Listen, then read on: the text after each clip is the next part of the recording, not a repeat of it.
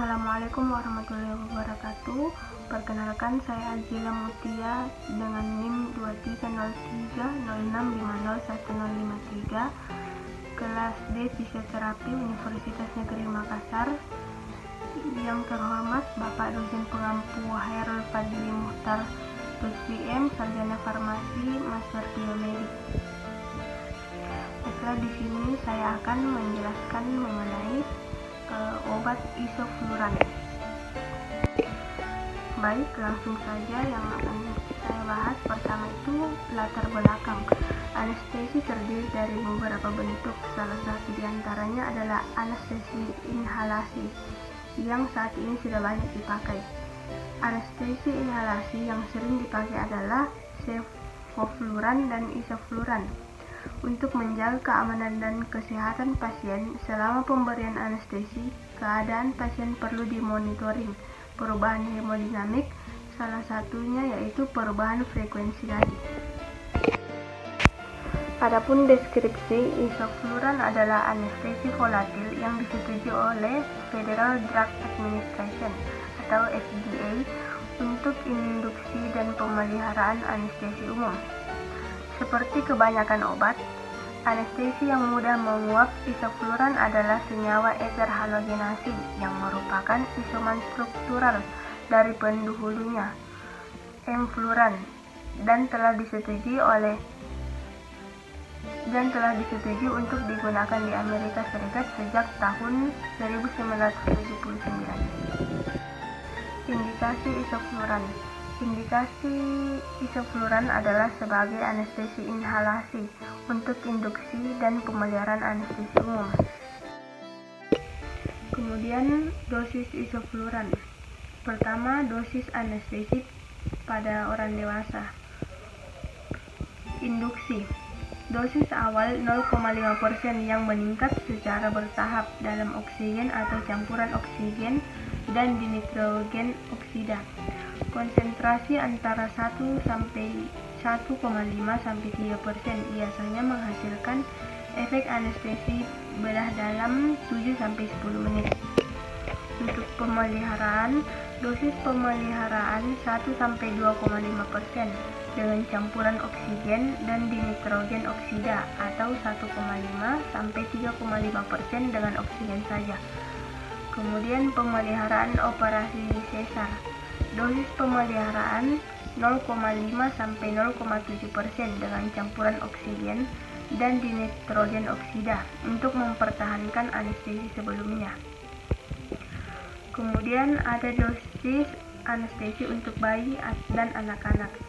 Induksi dan pemeliharaan tidak direkomendasikan untuk digunakan sebagai dosis awal dan pemeliharaan karena menyebabkan gangguan pernapasan seperti batuk, sesak napas, laringopasma, dan peningkatan air liur.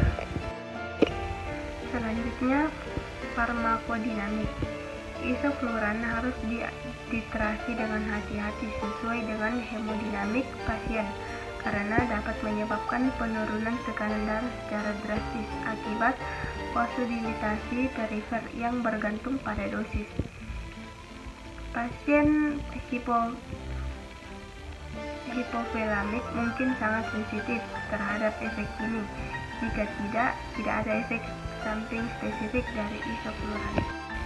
Adapun kontraindikasi, semua anestesi voltis terhalogenasi termasuk isofluran diketahui memicu hipertermia maligna pada pasien rentan. Semua pasien yang diketahui atau diduga mempunyai riwayat pribadi atau keluarga menderita hipertermia maligna harus dianggap mempunyai risiko lebih tinggi terkena hipertermia maligna. Toksisitas isofluran di metabolisme menjadi asam trifluoroasetat yang meningkatkan kekhawatiran terhadap gangguan ginjal. Meskipun demikian, telah ditunjukkan bahwa kadar cairan fluorida dapat meningkat sebanyak 20 mikromol per liter tanpa bukti disfungsi ginjal pasca operasi. Ada juga peningkatan kekhawatiran terhadap neurotoksitas, terutama di otak yang sedang berkembang. Efek ini telah terlihat pada model hewan, di mana telah ditunjukkan bahwa anestesi intravena dan inhalasi meningkatkan apoptosis neuron. Penelitian pada hewan juga menemukan beberapa bukti kekurangan pembelajaran dan perubahan perilaku setelah menjalani operasi dengan agen intravena atau inhalasi. Sulit untuk menerjemahkan efek ini dari hewan ke manusia karena perbedaan sistem biologis dan tingginya dosis yang dibutuhkan oleh spesies hewan untuk menghasilkan efek anestesi yang sama pada manusia. Selanjutnya, farmakokinetik. Pertama, aspek absorpsi. Isofluran yang masuk ke dalam saluran pernapasan akan diabsorpsi di membran alveolus, kemudian didistribusikan ke berbagai organ. Uptake isofluran tergantung dari konsentrasi gas yang diinspirasi. Apabila konsentrasi gas yang diinspirasi lebih tinggi, maka konsentrasinya dalam pembuluh darah juga akan lebih tinggi. Kemudian aspek distribusi. Isofluran didistribusikan ke berbagai sistem organ seperti kardiovaskular, sistem saraf pusat, hepar, dan renal. Belum diketahui apakah obat ini diekspresikan ke ASI. Kemudian eliminasi. Isofluran terjadi lewat udara ekspirasi dari paru dalam beberapa menit setelah pemberian, dan sebagian kecil yang telah dimetabolisme diekspresi lewat urin.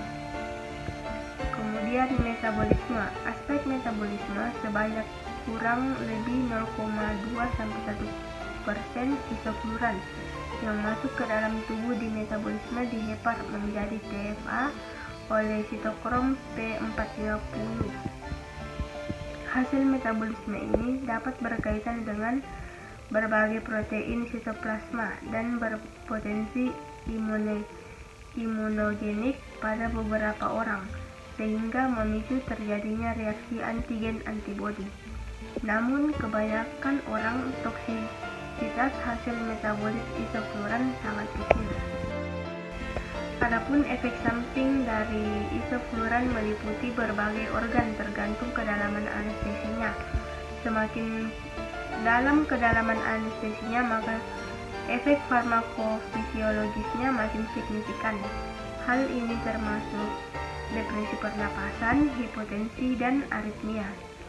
Selain itu, pasca operasi isofluran dapat menyebabkan efek samping seperti menggigil, mual, dan muntah. Adapun kesimpulan yang dapat saya ambil dari materi yang saya paparkan, isofluran merupakan obat anestesi hirup inhalasi untuk membius pasien yang akan menjalani operasi atau pembedahan. Penggunaannya bertujuan untuk mengurangi aktivitas sistem saraf pusat yang menyebabkan hilangnya kesadaran selama operasi berlangsung. Inilah materi yang dapat saya sampaikan. Kurang dan lebihnya mohon dimaafkan. Wabillahi taufiq wal hidayah. Wassalamualaikum warahmatullahi wabarakatuh.